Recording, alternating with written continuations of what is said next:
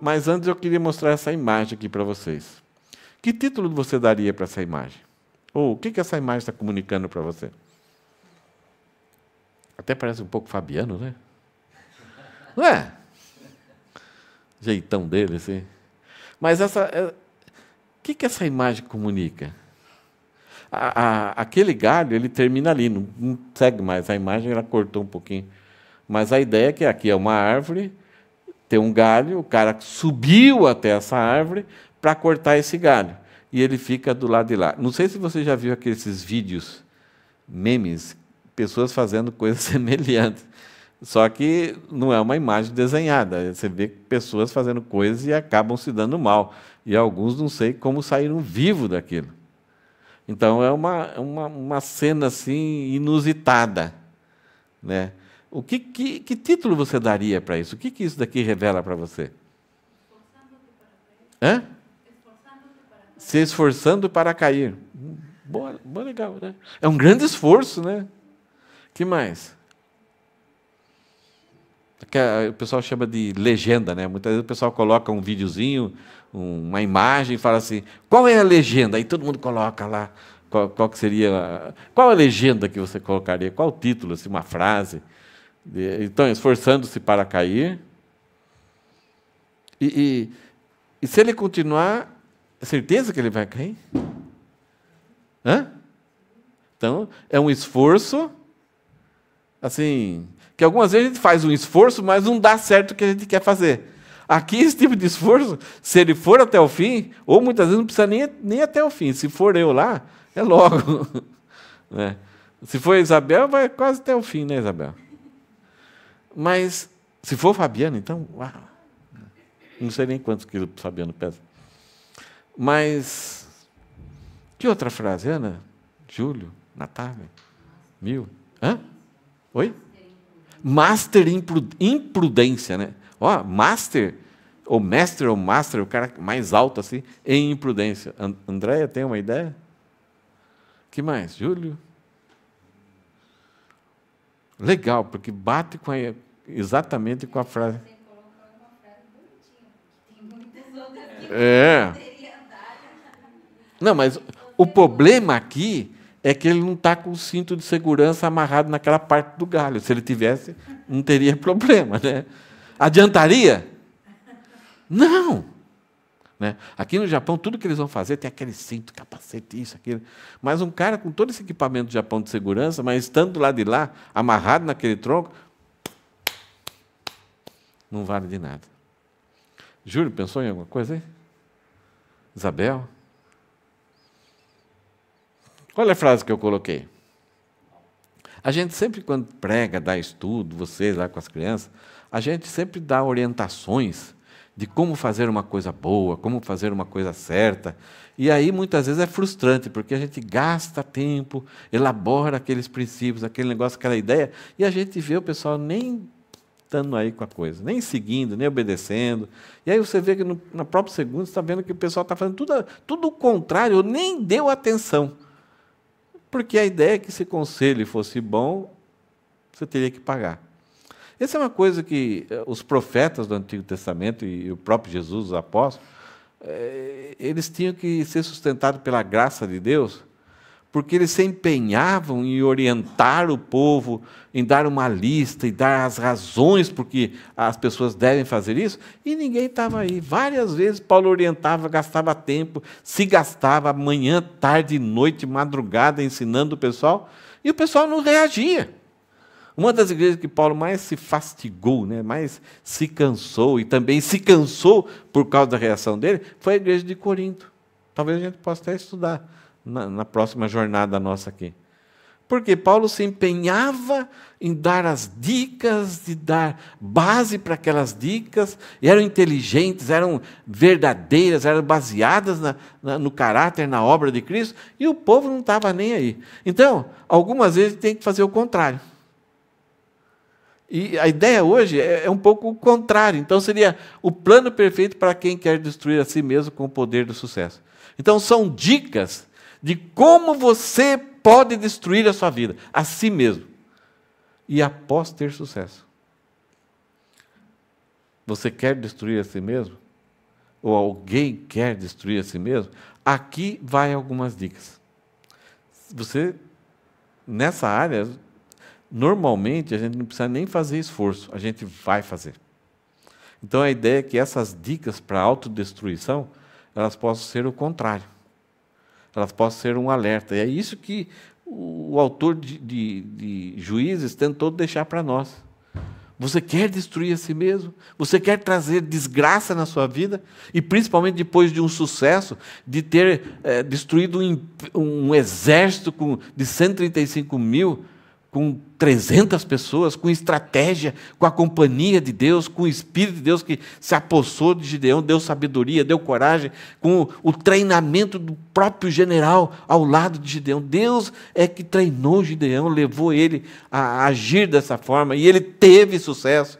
E aí saiu correndo. Primeiro ele convocou os soldados vieram, depois ele começa a diminuir o exército, depois ele dá uma ordem para o pessoal de Efraim para saírem correndo. Eles saem, matam, caçam 2 chefes lá dos midianitas, e eles morrem. Então, sucesso! Agora Gideão é o cara. 7 anos a nação de Israel sofreu nas mãos do midianita. Não havia mais esperança. Nós vemos no texto que o Júlio até leu, que os irmãos de Gideão foram mortos. Quantas moças, crianças foram mortas, abusadas. O próprio Gideão, quando é encontrado por Deus, ele está malhando o trigo num lugar que era para fazer o vinho. Quer dizer, eles não faziam nem vinho mais. Era um lugar que já estava abandonado. Então, era um lugar escondido. Já que eles não fazem vinho, os midianitas nem pensavam que alguém ia poder malhar o trigo naquele lugar. Então, Gideão estava ali. E é interessante que a história de Gideão é sempre susto, sempre surpresa. Ele está malhando o trigo lá com medo, daqui a pouco Deus chega para ele. Quem que é você? Ele sempre está levando. Aí ele faz à noite, de repente, a destruição lá dos Balaíns. No outro dia o povo descobre. Quem que destruiu? Então, é sempre susto, sempre surpresa. E a vitória dele contra os midianitas é uma surpresa, é um susto. Chegaram, trocaram, de repente, naquela noite, aquele monte de 300 tochas, aquele brilho, aquela cornetada, aquele som alto e reverberando com um eco, tudo, aquilo lá tornou uma potência. Então, a história de Gideão é sempre surpresa. A gente vai ver surpresa nas suas estratégias, surpresa no seu contato com Deus, surpresa até da resposta dele quanto ao sucesso dele. E a gente vai ver aqui como Gideão tratou algumas coisas depois desse sucesso. Acho que se você lembrar algumas coisas que a gente leu, parece que até a guerra atual, lá de Israel com o Hamas. Ataques de surpresa, opressão, mentiras, engano, vitórias. Então, nós vamos ver então aqui qual que é o plano perfeito para quem quer destruir a si mesmo com o poder do sucesso.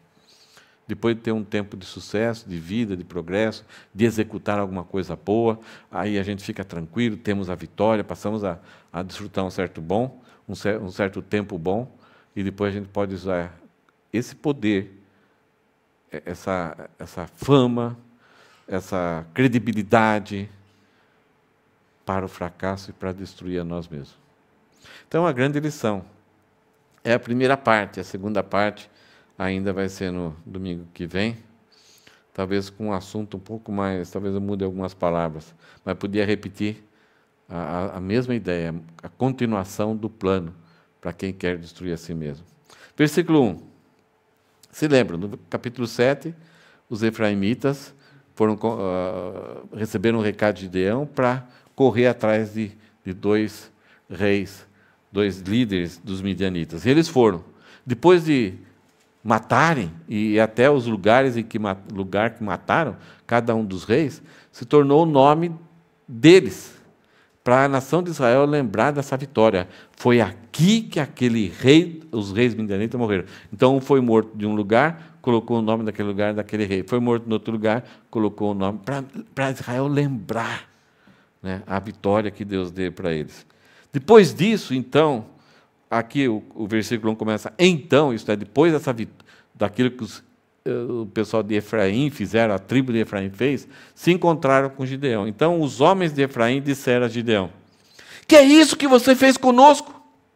Não nos chamando quando foi lutar contra os midianitas? E discutiam fortemente com ele.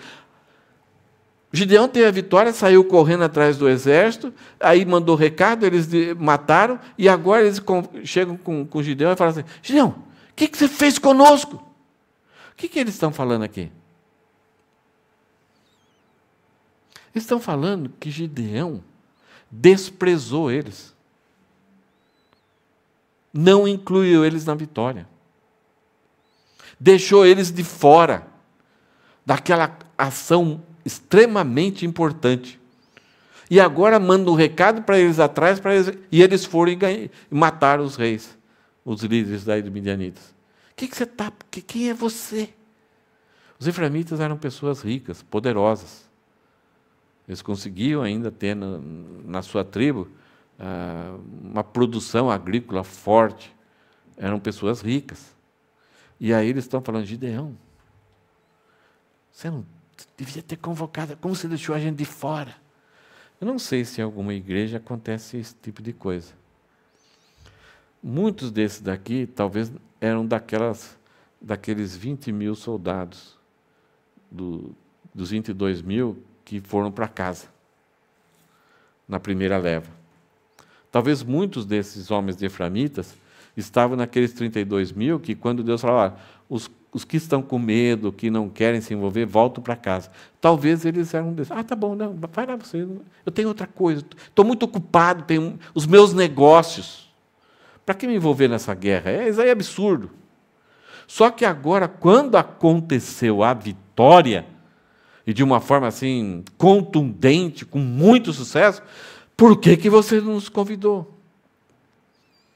Agora, se lembra quem que está por trás da escolha, da quantidade, do tipo de soldado? Quem que era?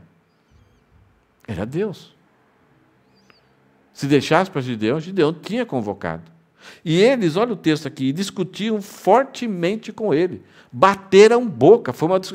Em vez de estarem celebrando, ficarem contentes, não, eles estão agindo com dissensão, com orgulho e com inveja. Não sei se você já viu isso até em igrejas. Pessoas que não querem participar, são alheias, se avisa, olha, vem aqui, não coopera. Ela não quer, não está nem aí. Não marca no calendário quando aquilo. Mas depois, quando acontece, tem sucesso, quando poucas pessoas sem recursos ralaram para fazer, e aí sai bonito, devia ter falado comigo. Já viu alguém assim? Já viu em alguma igreja isso acontecer? Está metido agora. Tem inveja? Se fosse eu, seria melhor.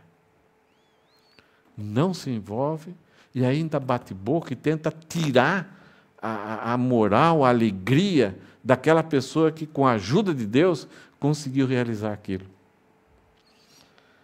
Então, Gideão estava enfrentando isso. Estava cansado, e de cara enfrenta uma dissensão dentro do próprio povo, enfrentou inveja dentro do próprio povo. Por causa do quê? Por causa do orgulho. E como Gideão reagiu? Versículo 2. Porém, Gideão lhes disse: que mais fiz eu? Agora do que vocês? O que eu fiz além de vocês? Não é fato, não é verdade, que os poucos cachos de uvas deixados por Efraim são melhores do que toda a colheita de Abiezer? Em algumas Bíblia fala assim: os rabiscos de Efraim não são melhores do que a vindima, está sendo essa Bíblia? A vindima de Abiezer. O que é isso? Gideão está falando: olha, quando você colhe a uva, você vai colhendo, vocês só procuram os melhores cachos. E aqueles raminhos pequenos com uva que tem alguma, talvez, que está meio verdinha, assim, ficou, não amadureceu, então cai no chão, assim, vocês nem se preocupam em pegar. Vocês deixam... Oi? A sobra, né? Isso é a sobra que caiu. Não, tem uma uvinha ruim, deixa aí. Olha quanta coisa boa que nós temos. Aí Gideão está falando que Abiezer, ele é da família de Abiezer. Então, várias vezes vai falar, Abiezer de Gideão está falando da sua família, do seu clã. Ele está falando, essas sobras, essas uvinhas pequenininhas, verdinhas suas, aquelas coisas que vocês desprezam, pisam em cima, nem se preocupem em colher, elas são melhores do que a nossa melhor colheita. É um ditado que Gideão está usando. É um provérbio que ele está dizendo. Olha, os seus rabiscos, o rabisco de vocês, são melhores do que o que nós temos de melhor, a nossa colheita. Vocês já curtem, vocês já têm sucesso. E olha, eu não consegui fazer, o que eu fiz não foi nada comparado com o que vocês fizeram. Ele fala, Deus entregou nas mãos de... Então, essa comparação, essa analogia que ele fez, ele vai explicar no versículo 3. Deus entregou nas mãos de vocês os príncipes dos midianitas, Oreb e Zebe. O que pude eu fazer em comparação ao que vocês fizeram? Só tocou a cornetinha e quebrou o vaso. E os outros soldados fizeram isso. O pessoal lá se matou. Gideão não matou ninguém. Ele fez isso com temor e tremor. Isso e os soldados. Não, é fake news. Vamos lá atrás dele. Não. Deu certo porque Deus já tinha colocado o terror no coração daqueles soldados. E Gideão falou, olha, todo mundo fica lá firminho. Não sai do lugar. E os soldados obedeceram a Gideão e ficaram firminhos. Mas firminho, com o joelho tremendo, batendo. Gideão falou, o que eu fiz é maior do que vocês fizeram? Não, vocês pegaram 2 líderes e deceparam a cabeça desses 2. Vocês são os carabão. Aí, então, depois de Gideão dizer isso, abrandou-se a ira deles contra Gideão. Gideão, por um lado, foi muito esperto. Ao falar isso, ele alimentou o orgulho deles.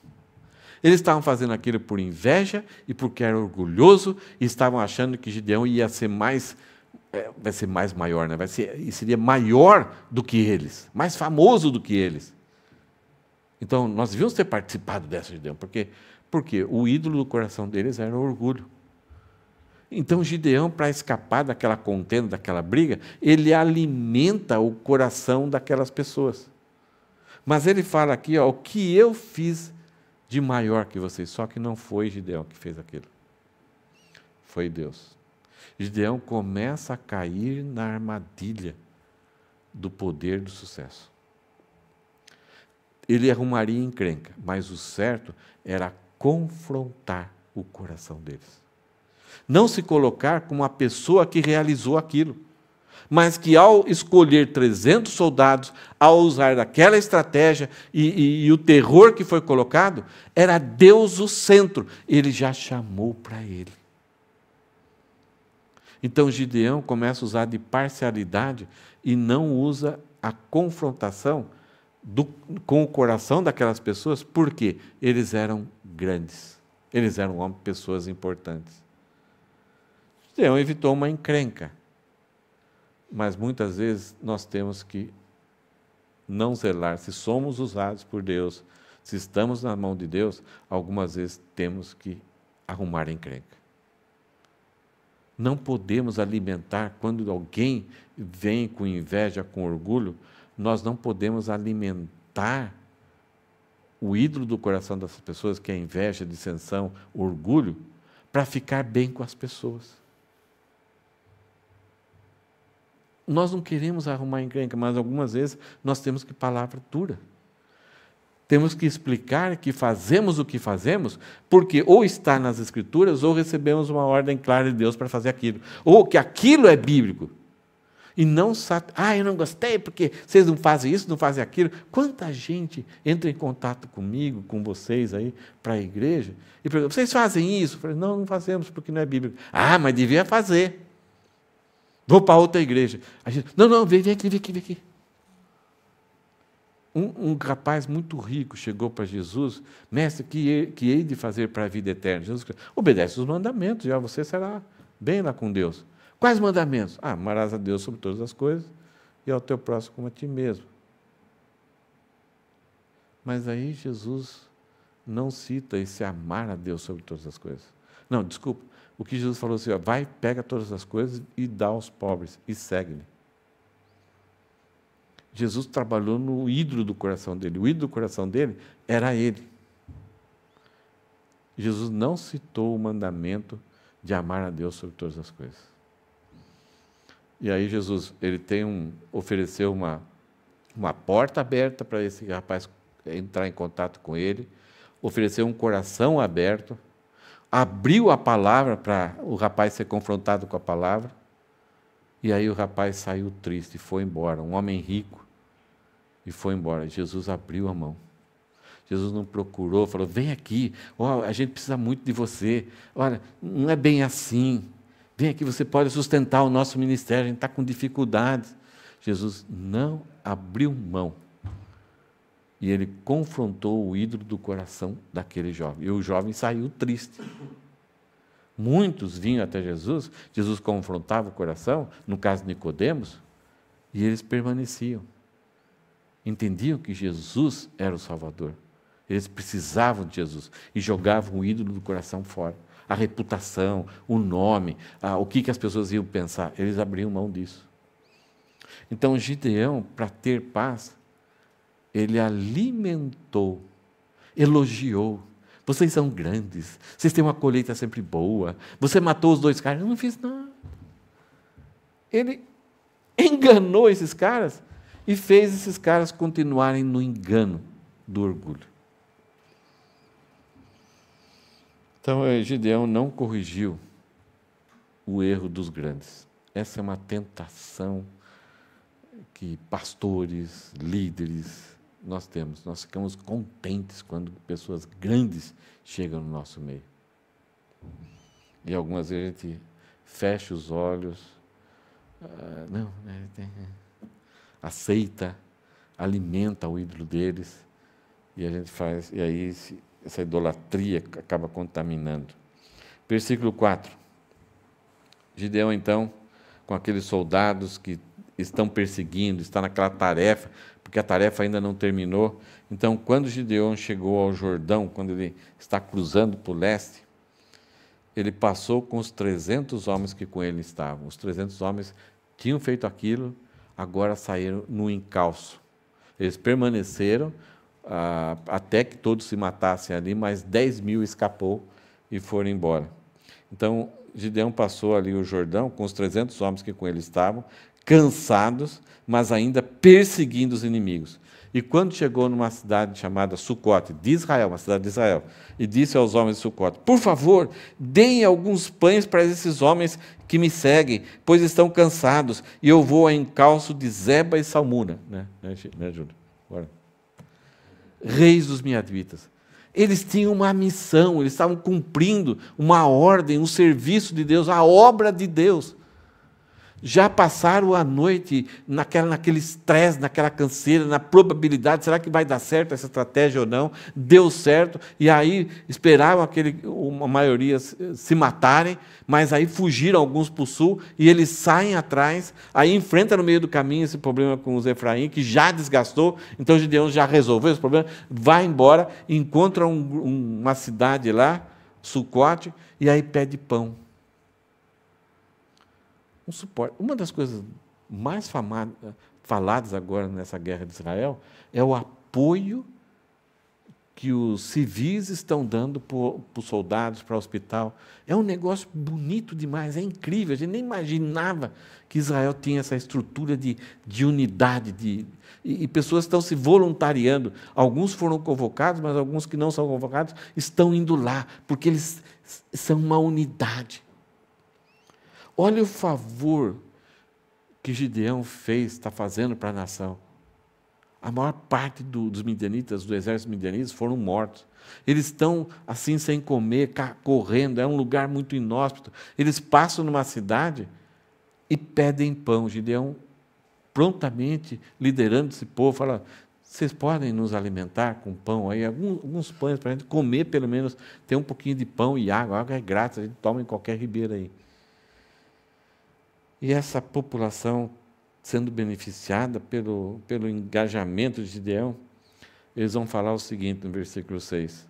Porém, os chefes de Sucote disseram, os líderes, prefeitos, vereadores, os deputados: será que você já tem Zebe e Salmuno em seu poder? Não estou vendo nada. Cadê? Você fala que está guerreando, mas Zebe e Salmuno escaparam. Cadê ele? Está indo fazer uma missão de capturar e matar eles, mas a gente não está vendo nada ainda. Eles desconsideraram o grande sucesso que Gideão já tinha e ainda falando: mas falta pouco, não terminou. Cadê ele? Então, será que você já tem Zebe e Salmuno em seu poder para que demos pão ao exército que está em você? Olha a ironia, a zombaria desses caras. Gideão saiu, teve aquele estresse daquele sucesso, depois pede ajuda para Efraim, aí os de Efraim reclamam, ele alimenta o orgulho deles, conseguiu pelo menos ali deixar os caras para não brigar ali, e vai. Num certo sentido, foi um certo sucesso. Aí ele vai, tão com fome, o soldado: Gideão, eu não aguento mais, cara, minha perna. Nossa, era estresse, foi muito estressante, a fome, não comeram direito. E agora ele, natural, é o povo, é o seu próprio povo. Vocês têm alguma coisa para nos alimentar? Mas você não ganhou nada ainda. Está no encalço de como que é, Zeba e Salmuna, mas cadê a cabeça deles? Então, nós só vamos ajudar quando você vier com a cabeça deles.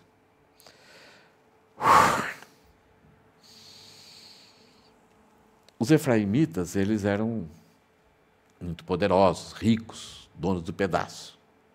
O povo de Sucote era mais simples. Eram líderes ali, mas um povo pobre. Não eram poderosos, não eram famosos, não tinha muita coisa. Eles simplesmente, mesmo sendo pobres, pão eles tinham, e é só isso que Gideão pede.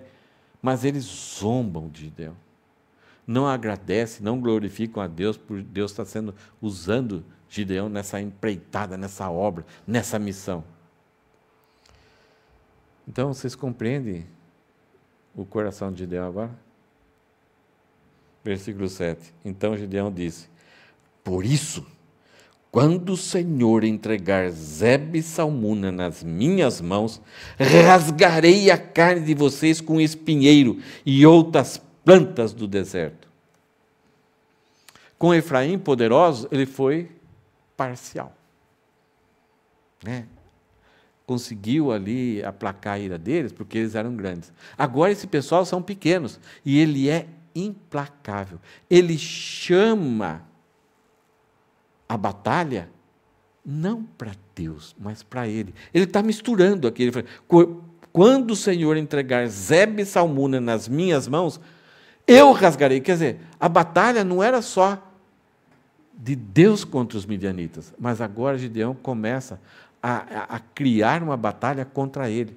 Ele não aceita zombaria, porque agora ele se acha já o cara. Ele já venceu, ele já teve vitórias. Então, ele misturou a batalha que era de Deus com a sua própria batalha. Com os seus próprios, ele começou a criar direitos para si. E agora ninguém pode zombar dele. Gente, se teve os homens que mais são exemplos para nós no Novo Testamento, Pedro, Paulo, eles nunca misturavam essa batalha. Quando era contra Davi, por exemplo, quando alguém era contra Deus, eles defendiam com unhas e dentes. Mas contra eles não se defendiam. Jesus, o maior exemplo de todos, a gente vê isso. Quando o insulto, quando a zombaria, quando o escárnio era com Deus, ele falava palavras duras. Ai de vós, escribas e fariseus! Ai de Jerusalém! Mas principalmente com pessoas pobres, simples, que estavam numa situação ali que precisavam, ele sempre vem com a palavra de encorajamento. Quando zombaram dele na cruz, Pai, perdoa-lhes porque não sabem o que fazem. Ele nunca buscava ter direitos por causa de alguma coisa boa que ele fez, como sendo uma batalha que ele tinha que lutar. Ele não misturava a batalha do direito pessoal com a batalha que é de Deus.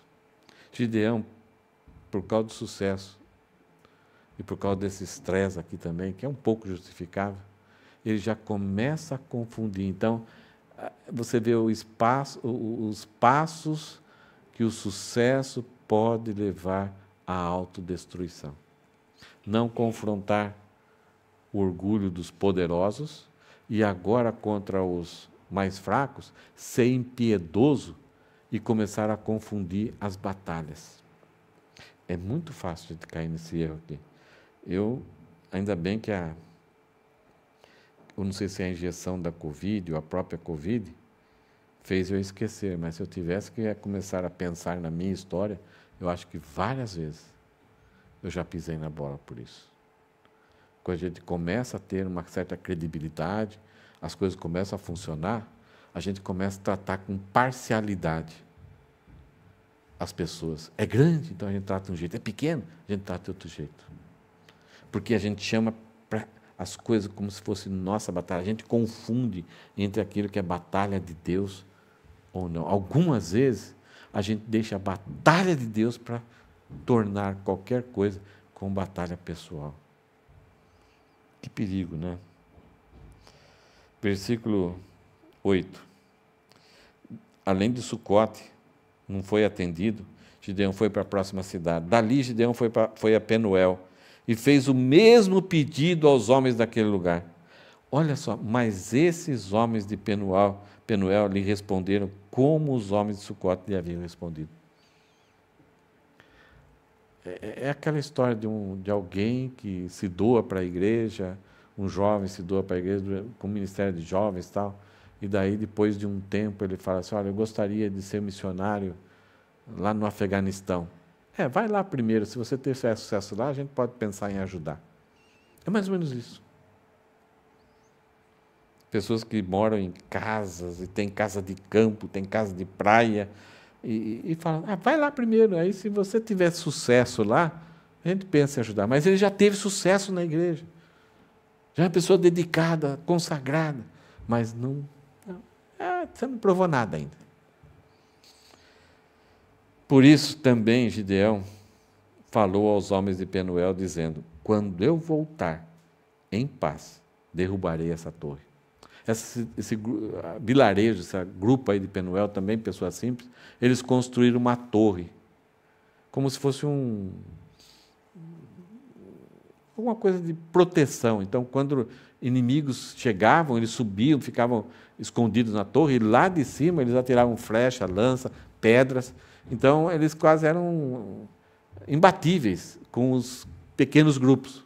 Então, eles se orgulhavam disso, de ter proteção ali. E muitas pessoas, na história, pediam socorro, iam lá se socorrer, se proteger nessa torre. Gideão falou assim, eu vou derrubar a sua segurança, o seu orgulho. Vou acabar com ele. É interessante que com Efraim, ele alimentou o orgulho. Agora, porque Sucote e Penuel? Sucote, ele vai açoitar com espinho aqueles líderes. E Penuel, ele vai destruir aquilo que era proteção para eles. Ele vai servir até como inimigo, só porque eles, sendo o povo de Deus, não estão abençoando, cuidando, dando suporte a Gideão. É uma injustiça muito grande que Sucote e Penuel fizeram. Mas Gideão, ele compra a batalha como se fosse dele, e não de Deus. O certo aqui seria o quê? Ok. Está entregue nas mãos de Deus, eu vou continuar a minha batalha. Deus sabe o coração de vocês, sabe como vocês estão, eu espero que vocês se arrependam dessa atitude, e vou pedir para que Deus produza arrependimento na vida de vocês, porque vocês estão lutando contra o próprio povo de Deus. Mas eu não vou entrar nessa guerra, essa guerra não é minha, essa é a guerra de vocês com Deus. Tchau, Deus te abençoe, que a graça do Senhor Jesus Cristo, o amor de Deus Pai e as consolações do Espírito Santo sejam com vocês. Bye, bye. Não compraram aquela guerra. Mas Gideão, ele reivindicou. O que vocês estão pensando? Com quem estão falando? Versículo 10. Ora, então Gideão saiu, encontrou os efraimitas, encontrou Sucote, encontrou Penuel e está no encalço dos 2 reis e encontra. Ora, Zeba e Salmuna estavam em Carcor, olha cada nome, né? Com seus exércitos. Uns 15.000 homens, dos 135, só sobrou aqui 15.000, que conseguiram fugir lá, e aí Gideão, sabendo que eles fugiram, foi atrás. Teve esse encontro amistoso com os efraimitas, de Efraim, depois Sucote, depois Penuel, e aí ele encontra, ele sabe, agora descobre. A ideia aqui é que esses midianitas não acreditavam que depois de Gideão derrotar daquela forma a maior parte do exército, Gideão ia atrás dele. Então, só o fugir já era... Gideão não ia vir. É impossível. Ele ia estar curtindo lá, e não ia vir. Então, essa fuga aí, o pessoal já chegou no lugar, estão descansando, estão dormindo. Agora é só começar a vida em outro lugar. Só que Gideão não se cansou. Apesar de não receber de dois grupos alimento, ele seguiu em frente. Então, ele era persistente. Deus escolheu ele por causa que viu qualidades nele. E o sucesso dele criou uma fibra nele, que até deu dificuldade para ele tratar corretamente, tanto com os grandes e com os pequenos. E aí, Zeba e Salmuna estavam em Carcor com os seus exércitos, uns 15.000 homens, todos que restaram do exército do povo de povos do Oriente, pois 120.000 homens que puxavam da espada tinham sido mortos. Agora eles estão se acalmando do susto. É o restolho, é aquilo que sobrou. Eles fugiram longe e agora acham que Gideão não vai atrás deles. Só 15.000. Versículo 11. Gideão foi pelo caminho dos nômades, pois esse era o caminho, ninguém passava por ali, a leste de Noba e Joguebá, e atacou aquele exército de surpresa novamente. Os caras estão sossegados, achando que não vai nada acontecer. Ele bolou uma estratégia. Estou aqui de novo. Ao susto, né? Zeba e Salmuna fugiram, mas Gideão os perseguiu. Tá no encalço. Ele prendeu os 2 reis dos midianitas, Zeba e Salmuna, e deixou todo aquele exército em pânico. Ele está com 300 ainda. E agora são 15.000, e os 15.000 saem com o rabinho entre as pernas, apavorado, correndo, fugindo. Matou mais alguns. Então, é um cara que está firme ali, está com sucesso. Ele recebeu esse poder, esse encorajamento. Agora ele sabe que Deus está com ele, mas o seu coração começa a falar muito alto. E aí ele começa a ter um caminho de autodestruição. É um ambiente de vitória, de sucesso, mas esse sucesso, Gideão não está sabendo trabalhar. Aqui é muito bonito, ele chegar, atacar de surpresa, ter persistência e ir até o fim, não parar no meio do caminho, e aí deixar o inimigo em pânico, e o inimigo numa contagem muito mais elevada do que os seus soldados. E agora os soldados estão com Gideão, estão junto com ele, não abandonam Gideão. Então é um cara de sucesso. Versículo 13. Depois de Gideão, então, capturar os 2 reis, Gideão começa a voltar para casa. E quando Gideão, filho de Joás, voltou da batalha, pela subida de Heres, ele foi por um caminho dos nômades, depois subiu para um outro lugar. Ele prendeu um moço de Sucote. Você lembra lá a primeira cidade? Ele viu um rapaz, encontrou um rapaz e pegou esse cara, do próprio povo dele. E lhe fez perguntas. A Polícia Federal ali de Gideão faz o interrogatório com ele. E o moço, e parece que as perguntas foram nesse sentido, porque o texto fala o seguinte: e o moço deu por escrito o nome dos chefes e anciãos de Sucote, 77 homens. Gideão pergunta para ele, quem que são os chefes? Quem que são os anciãos? Porque a nação de Israel, todo homem que era ancião era um líder. E além onde tinha sabedoria, além desses líderes que eram os pensadores, por causa da sua habilidade, da sua idade, da sua sabedoria, da sua experiência, também tinha aqueles líderes que ajudavam as coisas a acontecer. Gideão, então, perguntou o nome deles, 77 homens. Esse jovem, numa delação forçada, né, não foi nada premiada. Gideão obriga esse rapaz a dar o nome desse pessoal. Ele veio, ele foi, prendeu, agora está nas mãos dele, esses dois reis, e agora ele volta para o caminho. Em vez de esquecer isso, sabe, deixar os caras envergonhados, deixar os caras pensando, puxa, que besteira que nós estamos fazendo. Não, os olhos dele estão voltados para a vingança, para a punição, para a ira, porque a batalha agora já é dele. Versículo 15. Então Gideão foi falar com os homens de Sucote e disse, ele chegou lá à cidade de Sucote, vejam, aqui está Zeba e Salmuna, a respeito dos quais vocês zombaram de mim. Então, Gideão mostra realmente que agora a batalha não era mais de Deus, os homens não zombaram de Deus, zombaram.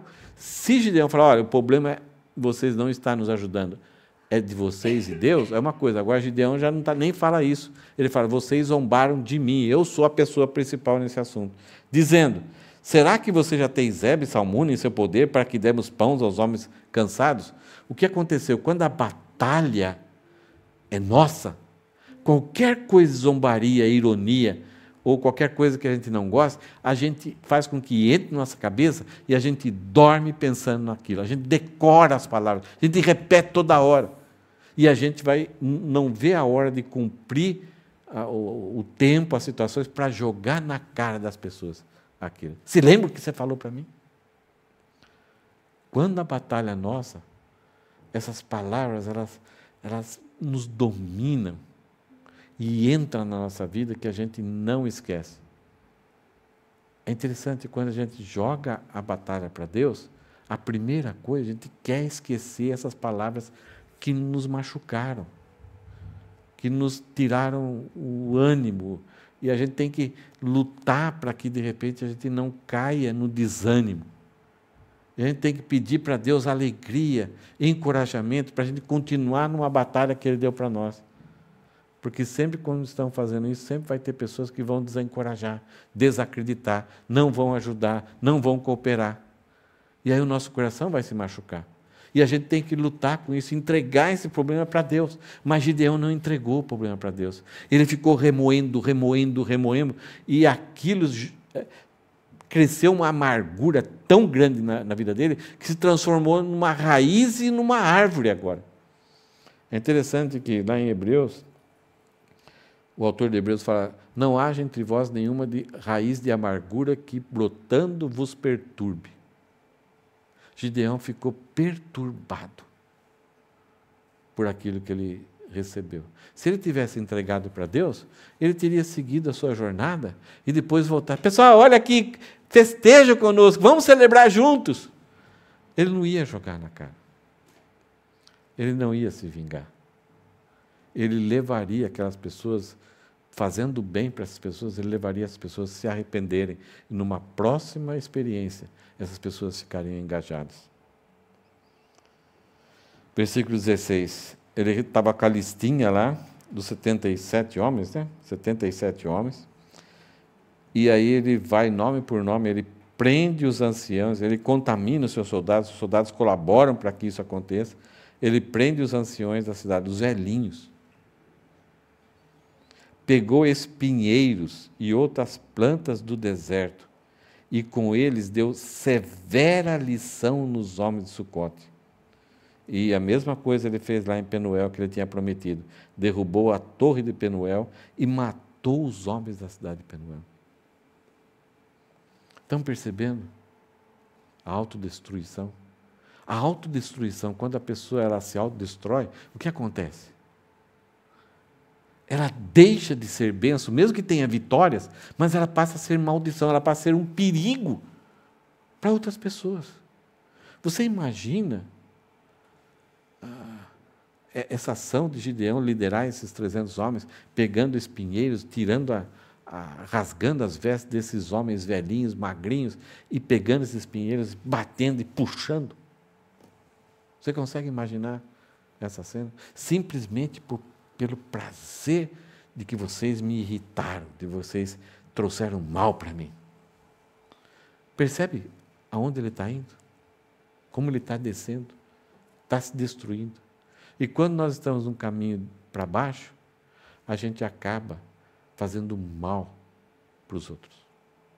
Em vez de sermos bênção, em vez de corrigir o caminho errado que eles estão, nós acabamos prejudicando e trazendo tristeza. E Penuel, eles perderam aquilo que era proteção para eles.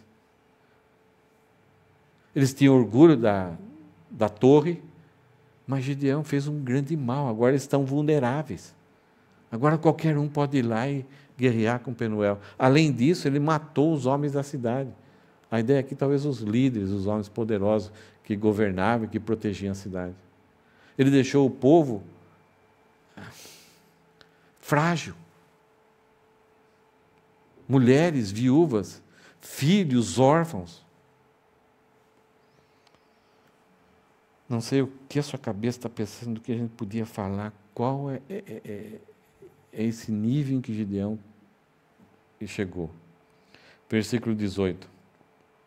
Aí ele pega os 2 reis, depois perguntou a Zeba e a Salmuna: como eram os homens que vocês mataram em Tabor? Ele tem uma coisa gravada na mente dele, algo que aconteceu. Como eram os homens que vocês mataram lá em Tabor? E eles responderam: como você. Assim eram eles. Cada um se parecia com um filho de rei. Gideão disse: eram meus irmãos. Imagine o susto desses homens. Filhos de minha mãe. Tão certo como vive o Senhor, se vocês os tivessem deixado com vida, eu não mataria vocês. Quer dizer que o problema não é mais Deus com esses reis. O problema desses reis é com ele. A batalha agora é ele. Qualquer pessoa que tenha feito mal para ele, ele vai se vingar, ele vai punir. Ele já tomou o lugar de Deus. Ele está se afundando, está se autodestruindo. Mesmo que pareça diante das pessoas, pô, esse cara é cabra macho, esse cara é forte, esse cara é um líder. Não, ele está se autodestruindo. Bem diferente de Davi, que quando um filho de Saul está atirando pedra, poeira nele, e os soldados de Davi falaram: olha, dá uma ordem aí que eu arrebento. Não, talvez ele está sendo um instrumento de Deus para me castigar pelos meus erros. Bem diferente de Jesus, de Paulo, de Pedro. Gideão, no seu sucesso, pelo poder que ele tinha, esse poder vai subindo a sua cabeça e ele começa a cada vez mais se destruir e destruindo os outros. Então, a batalha, o que ele fala aqui, ó, e ele usa até palavras teológicas: tão certo como vive o Senhor, tão certo como o Senhor existe e vive. Mas ele está praticando, mesmo com o aplauso de muitas pessoas, ele está indo contra, ele está tomando o lugar de Deus, ele está buscando vingança pessoal. Versículo 20, olha só que tristeza aqui também.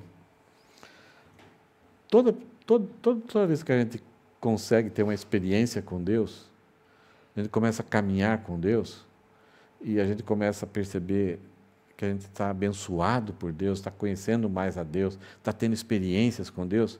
A primeira coisa que a gente quer, e o desejo do nosso coração, é que os nossos filhos possam aprender isso de forma mais leve, mais suave, que não precisem passar por as lutas que a gente passou para aprender essas coisas com Deus.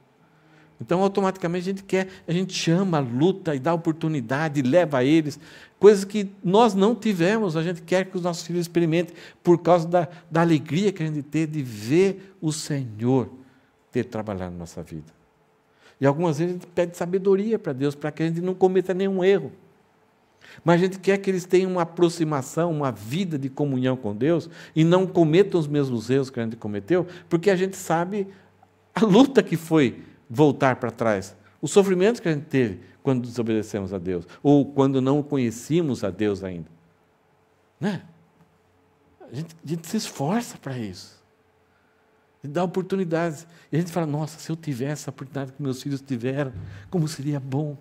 E a gente quer passar de alguma forma, a gente quer ter sabedoria, e a gente quer talvez alguma química, uma garrafinha que pudesse dar para os nossos filhos, para eles terem essa vida de comunhão ao Senhor. Olha o que Gideão faz. E Gideão disse a Jéter, seu primogênito, o filho mais velho, levante-se e mate-os. Não parece uma coisa bonita até? Isso que os reis sem Deus faziam. Faziam com que os filhos mais velhos sofressem, se tornassem psicopatas. É interessante a história desses reis, quando passavam o legado para os seus filhos, os persas, os babilônicos, os gregos, esses reis aí, quando tinham filhos, eles colocavam um mestre para ajudá-los a aprender tudo que era. Eles pegavam um menino da mesma idade, adotavam esse menino para viver junto e para brigar, para lutar, para se arrebentar. E geralmente era um garoto mais forte que o próprio filho, para o filho aprender a luta da guerra e ser bom, lutar. E algumas vezes eles mandavam o filho, por exemplo, para ficar no deserto um certo tempo. Eu acho que é o filme Os 300, que o Leônidas ele passa por isso. Então era uma coisa comum. E Gideão, na confusão que está a sua cabeça, ele acha que ele tem que passar esse legado aqui de crueldade, de tirar o sentimento do seu filho para que o seu filho seja corajoso, voluntário. Ele passa um legado obtuso, escuro para o seu filho. Olha o que ele faz, diz a Jéter, o primogênito, levante-se e mate-os. Porém, o moço não arrancou da sua espada porque teve medo. Não é só medo, ele não tinha, não é próprio do ser humano praticar uma crueldade gratuita. Na batalha, muitos jovens, eles conseguem lutar. E mesmo assim, quando ferem, quando matam um inimigo, aquilo é traumático para eles. Agora, esse homem estava amarrado, não estava lutando contra esse filho, ele simplesmente tinha que executar. Se esse jovem fosse obrigado de uma tal forma a executar essa ação, executasse, Gideão estava passando um legado terrível para um filho primogênito. Então ele já começa a alimentar na sua mente esse poder. Eu sou o cara. Então Zeba e Salmuna foi o que trouxe salvação para o filho de Gideão. Eles diziam o seguinte: venha você mesmo e nos mate, pois o homem é conhecido por sua valentia. Eles mexeram no orgulho de Salomão. Domingo passado eu falava direto de Salomão também, de Gideão. Gideão foi, então, matou Zeba e Salmuna e pegou os ornamentos em forma de meia-lua que estavam no pescoço dos camelos deles. Se lembra, eles tinham muitos camelos. Os midianitas eram conhecidos por camelos, eles carregavam, eles eram nômades, eram ciganos. Não eram ciganos, mas como ciganos. E eles eram místicos, eram cheios de amuletos e coisas assim. E uma das coisas que eles faziam era um tipo de um negócio que pendurava no pescoço do camelo, era uma meia-lua, era um amuleto. Ele foi lá e pegou esses amuletos. Começa os degraus a ir mais profundo. O que a gente viu aqui hoje? Que o plano perfeito para quem quer destruir a si mesmo com o poder do sucesso. Aquilo que foi algo estrondoso, bonito, ficou na história, algo inteligente, é uma estratégia legal, com o poder de Deus, com a ação de Deus sobre os midianitas. Agora Gideão está gradativamente, ele executa um plano de autodestruição. E a história não para aqui, parou porque já tem 21 versículos, então vai precisar continuar na semana passada. E aí vai atingir uma área não somente de domínio e poder, mas uma área de religiosidade. Gideão vai caminhar para lugares muito perigosos. Algumas frases para a gente pensar, para a gente refletir e avaliar. Eu tenho dificuldade de me alegrar quando meu nome não está em evidência. Quando é outro que faz alguma coisa e dá certo, é usado por Deus, eu fico com inveja, eu tenho dificuldade. Puxa, ninguém está pensando em mim, eu estou no meu servicinho aqui, atrás das cortinas, e ninguém está falando de mim, ninguém me honra, ninguém me chama para prestar. Eu tenho dificuldade com isso. Eu fico triste, ou eu me alegro e celebro, e dou suporte. Eu alimento os ídolos no coração e orgulho, os ídolos do coração e orgulho das pessoas grandes. Ou, de repente, a gente tem coragem de falar, olha, não é certo isso. Isso não agrada a Deus. Ou o fato da pessoa ser grande e poderosa, eu vou fazer distinção. Eu vou aceitar e ficar caladinho. Algumas vezes a pessoa vem na igreja, está caminhando no começo, a gente sempre tem a ser afável, gracioso, oferecer amor, mas ao longo do tempo que a pessoa vai começando a conhecer a palavra de Deus, que a palavra de Deus e a salvação em Cristo Jesus, sabendo que é pecadora, a gente tem que dar umas cutucadas. A gente não pode alimentar aquele ídolo daquela pessoa. Não, ela tem poder. Somente o orgulho, algumas vezes, tem que falar, olha, isso aí não está legal, não está bom. De alguma forma, a gente tem que convencer a pessoa. Terceiro, tenho dificuldade de administrar corretamente o poder e recursos que tem? Estou servindo a Deus, já chega num status, num cargo, numa posição. Como que eu administro? Eu sou o dono do pedaço, eu crio um castelo, esse castelo é meu, ninguém manda em mim, e a minha palavra eu faço valer, ou eu dou chance para as pessoas me convencerem se eu estou errado ou não? Como que eu trabalho com aquilo que Deus já me colocou? Estou disposto a ser zombado? É a vitrine. Todos nós que estamos servindo a Deus de alguma forma, vamos receber zombaria. Qualquer coisa que fizermos, vai ter um grupo de pessoas que vão zombar. Vão reclamar que não foram incluídos. E aí, quando somos zombados, como que a gente reage? Uma tristeza profunda, gravamos aquelas palavras na nossa mente para um dia aproveitar aquela oportunidade de jogar em cima da pessoa, ou a gente entrega para Deus? Como que a gente faz? Eu tenho dificuldade para tratar as pessoas com imparcialidade. Isso é, não importa se é pobre ou pequeno ou grande, eu trato da mesma forma. E, inclusive, quem precisa mais de ajuda, eu levanto as pessoas. Davi é sensacional. Quando ele estava sendo perseguido por Saul, ele foge e vai para um deserto onde só tinha gente com o nome no SPC. Vocês lembram disso ainda, né? SPC? Aqueles endividados, aqueles que amargurados, tristes, sem esperança. E Davi vai se esconder lá no meio deles. Então ninguém adivinharia, pensaria que Davi estava com aquele bando. E Davi começou a conviver com ele. E as atitudes de Davi começou a trazer um diferencial. As pessoas começaram a... mas por que esse cara está sendo perseguido? Já tanta coisa ruim fizeram para ele, tudo injustiça, e ainda ele acorda contente, ele canta, compõe música. E aquilo começou a mexer com essas pessoas. Elas começaram a ter raios de esperança. E sabe o que esses homens se tornaram? Que a Bíblia chama eles, vai chamar esse grupo, de o exército de Davi, mas eles tinham um nome específico, os valentes de Davi. Um dia Davi estava no alto, tinha um exército inimigo lá embaixo, que sempre ficavam na parte de baixo, porque é onde tinha água, e Davi, quando de longe estava avistando assim, falou, quem me dera beber daquela água?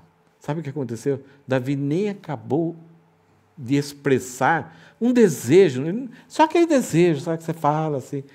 Os homens, 3 homens, desceram. Davi, onde eles vão? Desceram assim, no meio do pessoal, pegou água, Davi. Sabe o que Davi fez com essa água? ele ofereceu como sacrifício a Deus, como libação a Deus. E ele falou, meu pensamento foi em alta voz. Eu não podia ter feito isso, eu coloquei a vida de vocês em perigo.